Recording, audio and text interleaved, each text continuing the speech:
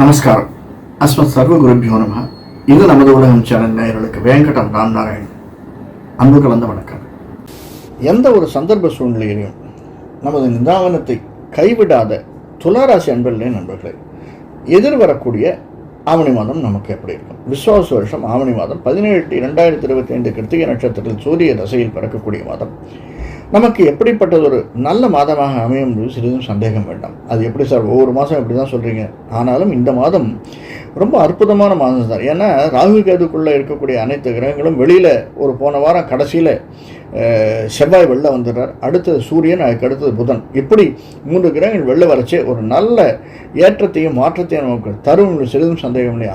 அது மட்டுமல்ல, 9ஆம் இடத்தில் இருக்கக்கூடிய குரு சுக்கிரன் நமக்கு ஏற்றத்தை தரக்கூடியவர்களாக அமைந்திருக்கிறார். பலன் பார்க்கறது முன்னாடி கிரக பொசிஷன்ஸ் பார்த்துக்கலாம். கும்பத்தில் ராகு, மீனத்தில் சனி, ரிஷபத்தில் சந்திரன், குரு சுக்கிரன், மிதுனத்தில், கடகத்தில் புதன், அவர் சிம்மத்துக்கு வர திரும்பி கன்னிக்கு வந்துடுற, சூரியன் கேது சிம்மத்தில், கன்னியில் செவ்வாய் இருந்து நம்மை வழிநடத்துகிறார். அற்புதமான மாதம் சார். ஏன்னா நம்முடைய 3க்கும் 6க்கும் உடையவனான குரு சுக்கிரனோடு சேர்ந்து நம்முடைய 3ஆம் வீட்டை பார்க்கிறார்.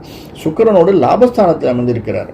பார்வை என்பது குருவினுடைய பார்வை நம்முடைய துலா ராசிக்கும் 3ஆம் இடத்திற்கும் மிக அற்புதமாக விழுகிறது. அதனால கவலைப்பட வேண்டாம். குருவனுடைய பார்வையை நமக்கு ஏற்றம் இருக்கிறது. 3ஆம் இடத்துக்கு அதிபதி 9ஆம் இடத்துல உட்கார்ந்துருக்கான் அப்படின்னாலே மிக மிக லாபம். அதுவும் புதனுடைய வீட்டில், அந்த புதனுடைய வீட்டில் குருவோடு சேர்ந்த சுக்கிரன் நமக்கு நல்ல லாபத்தை தர, அந்த குரு வீட்டில் சனியும், அந்த சனியனுடைய வீட்டில் ராகுவும், இப்படி ஒரு நல்ல பரிவர்த்தனையாக அமைந்திருக்கிறது இந்த மாதம். அதுதான் சூரியன் புதன் ஏற்றம் தரம் கூடியதாக அமைந்திருக்கிறது. ஒரு 9ஆம் தேதிக்கு மேலே புதன் சிம்மத்துக்கு வர, லாபஸ்தானத்துக்கு வர, லாபஸ்தானத்தில் சூரியனும் புதனும் ஒரு பெரிய யோகத்தை தரக்கூடியவர்களாக நமக்கு அமைந்திருக்கிறாள். எடுத்த காரியம் கைகூடும், முயற்சிகள் பலன் தரும், எந்த விதமான எதிர்பார்ப்பும் நமக்கு சித்தியாகும். அதாவது ஒரு லோன் அப்ளிகேஷன் போடுறோம், லோன் கிடைக்கும். நண்பர்கள்ட்ட போய் பணம் கேட்குறோம், பணம் கிடைக்கும்.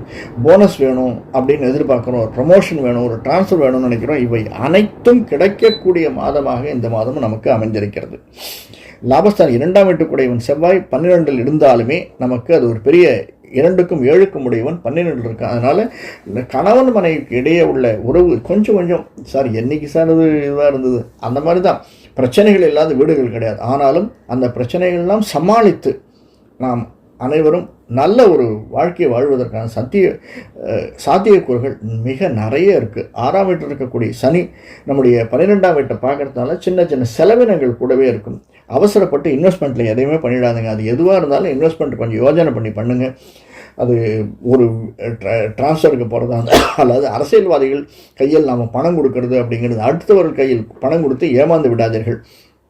அது சின்ன விஷயமா இருக்கலாம், பெரிய விஷயமா இருக்கலாம். ஒன்றும் இல்லை, நம்ம ஒரு இடத்துல வண்டி பஞ்சர்னு போய் நின்றுட்டு அங்கே ஒரே ஒரு பஞ்சராக தான் இருக்கும். ஆனாலும் சார் டயரையே மாற்றணும் சார், 300 ரூபா ஆகும், 400 ரூபா ஆகும்னா கொஞ்சம் யோஜனை பண்ணுங்கள், சிந்தித்து செயல்படுங்கள். அந்த மாதிரி எதிர்பாராத செலவினங்கள் நமக்கு வருவதற்கு சாத்தியக்கூறுகள் அதிகமாக இருக்குது. அதை நாமே ஒரு நல்ல விஷயத்துக்கு செஞ்சு விடுறது அப்படிங்கிறது மிக மிக ஏற்றத்தை தரக்கூடியதாக அமைந்திருக்கிறது.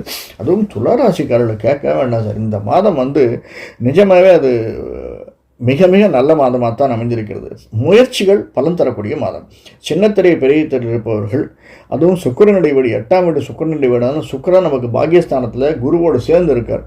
2 பேரும் வேற ஆளுங்க தான் இருந்தாலுமே, இவர் சுரருக்கு அதிபதி, இவர் அசுரருக்கு அதிபதி இருந்தாலுமே 2 பேரும் ஒன்றா இருக்கிறதும் ஒரு பலன் தரக்கூடியதாகத்தான் அமைந்திருக்கிறது. புதனுடைய வீட்டில் இருக்கிறதால நாம் எடுக்கக்கூடிய நல்ல முடிவுகள், சிந்தித்து எடுக்கக்கூடிய முடிவுகள் நமக்கு நல்ல பலனை தரக்கூடியதாக அமைந்திருக்கிறது.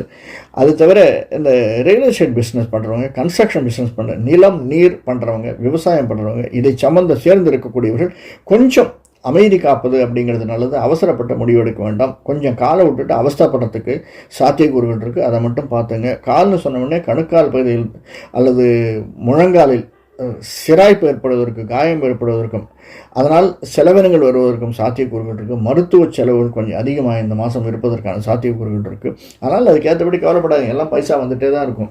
பணம் வரவு என்பது அது எப்படி வேணாலும் வரும் இல்லையா? கடன் வாங்கினா கூட பணம் வரவு தான். வீட்டுக்குன்னு வீடு புதுசாக கன்ஸ்ட்ரக்ஷன் பண்ணுறோம், அது கடன் வாங்குகிறோம், ஒரு கோடி வாங்குகிறோன்னா அது ஒரு விதத்தில் பண வரவு தான். ஒரு விதத்தில் செலவு, ஒரு விதத்தில் வரவு, அந்த மாதிரியான செலவை தரக்கூடிய வரவாகத்தான் நமக்கு அமைந்திருக்கிறது. துளாராசிக்காரர்களுக்கு ரொம்ப ஏற்றம் தான் சார் இந்த மாதம்.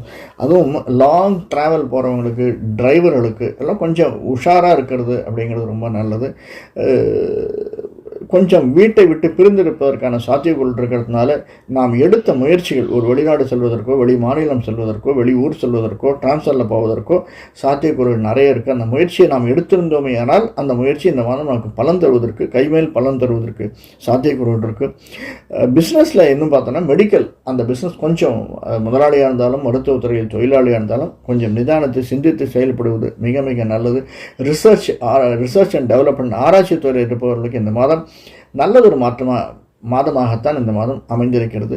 இதையெல்லாம் நமக்கு செய்து தருவதற்காக நம்முடைய குலதெய்வ இஷ்ட தெய்வ வழிபாடு தான். நாம் வந்தது, நாம் பிறந்தது, நம்மை படைத்தவனுக்கு நாம் ஏதாவது செஞ்சுட்டே இருக்கணும் சார். நிச்சயமாக நம்முடைய மூதாதையர்களுக்கும் படைத்தவனுக்கும் நம்முடைய பெரியோர்களுக்கும் நாம் செய்யக்கூடிய செயல்கள் நமக்கு ஏற்றத்தையும் மாற்றத்தையும் தரும் என்று சிறிதும் சந்தேகம். உங்கள் ஒரே ரெகுலராக செய்யுங்க. எதை செஞ்சாலும் ஒரு விளக்கேற்றணும் கோயிலுக்கு போய் ஒரு வாரத்தில் அப்படின்னா நீங்கள் நினச்சிங்க ஒரே ஒரு வாரம், அந்த ஒரு வாரத்தில் சனிக்கிழமை தானே எவ்வளவு சனிக்கிழமை நான் போய் விளக்கேற்றுவேன் அப்படின்னு ஒரு 6 வாரம் 12 வாரம் அப்படின்னு நினச்சிக்குவாங்க. உங்களுடைய காரியம் கைகூடும், சிறிதும் சந்தேகம் இல்லை. வேறொரு காணொளியில் சந்திப்போம். நன்றி, வணக்கம். அதாவது நம்முடைய சேனலை சப்ஸ்கிரைப் பண்ணனா சப்ஸ்கிரைப் பண்ணிக்கோங்க, பெல் பட்டனை அழுத்துங்க.